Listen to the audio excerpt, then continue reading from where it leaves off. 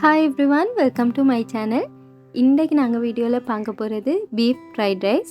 Fried rice வந்து எல்லாருக்குமே செய்ய தெரியும். இருந்தாலும் இது வந்து கொஞ்சம் கூட டிஃப்ரெண்ட்டான ஒரு ரெசிபி. எப்படின்னு சொல்லி பார்க்குறதுக்கு வாங்க வீடியோக்குள்ளே போவோம். நான் ஒர்க்கிங் போர்டு ஒன்றுக்கு மேலால் கிளிங் ரேப் ஒன்று போட்டிருக்கிறேன். இப்போ அதுக்கு மேலே ஒரு ஸ்லைஸ் பீஃபை வச்சுட்டு மேலாலையும் கிளிங் ரேப் ஒன்றால் கவர் பண்ணிடுங்க. கவர் பண்ணிவிட்டு ஒரு ரோல் பின் அப்படிலாட்டி ஒரு எம்டி பாட்டிலால் இந்த வீடியோவில் கட்டுற மாதிரி தட்டி இதை நல்லா மெல்லிஸாக இந்த மாதிரி ஒரு ஸ்லைஸ் ஒன்று செஞ்சு எடுத்துக்கோங்க. அடுத்து ஒரு பவுலில் 1.5 டேபிள் ஸ்பூன் அளவுக்கு கோதுமை மாவு எடுத்திருக்கிறேன். இதோடவே 1 டேபிள் ஸ்பூன் கோர்ன்ஃப்ளவர், 1/2 டீஸ்பூன் அளவுக்கு தனி மிளகாய் தூள், கொஞ்சமாக மிளகுத்தூள், தேவையான அளவுக்கு உப்பு சேர்த்து நல்லாவே மிக்ஸ் பண்ணிக்கோங்க.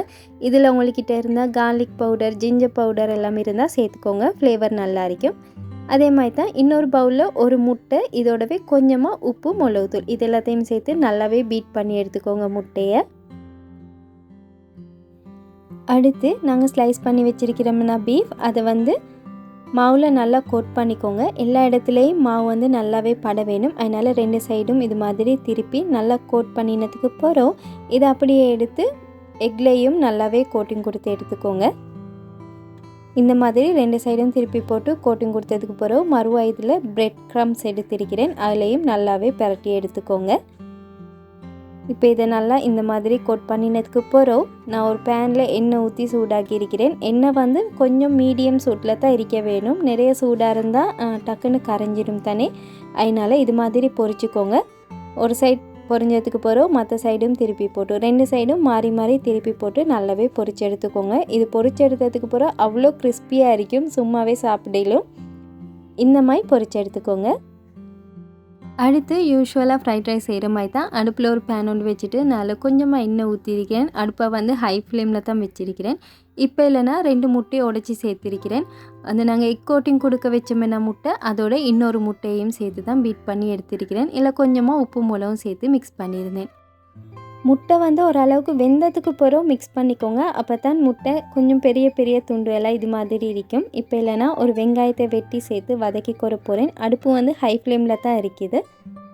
இதில் உங்களுக்கு தேவைன்னா ஃபர்ஸ்ட்டாகவே அந்த எண்ணெயில் கொஞ்சமாக இஞ்சி வெள்ளைப்பூடி சொப் பண்ணி சேர்த்துக்கிறோம். மேலும் நான் இன்றைக்கி சேர்க்கல. அதே மாதிரி தான் மரக்கறிக்கு நான் இன்றைக்கி ஒரு துண்டு கேரட், கொஞ்சமாக பெல் பெப்பர், போஞ்சு, கோவா எடுத்திருக்கிறேன். நீங்கள் விரும்பின மரக்கறியை சேர்த்துக்குறையிலும் மரக்கறியை நல்லாவே வெந்துடக்கூடாது. கொஞ்சம் கூட க்ரன்ச்சியாக தான் இருக்க வேணும். மசாலாவுக்கு நான் கொஞ்சமாக தனி மிளகாய் தூள், மிளகுத்தூள், கரம் மசாலா, இதோடவே தேவையான அளவுக்கு உப்பும் சேர்த்திருக்கிறேன். நான் இன்றைக்கி எந்த வகை சோஸுமே சேர்க்கலை. சோஸ் இல்லாமல் செஞ்சு பார்த்தா டேஸ்ட் நல்லா தான் இருக்குது.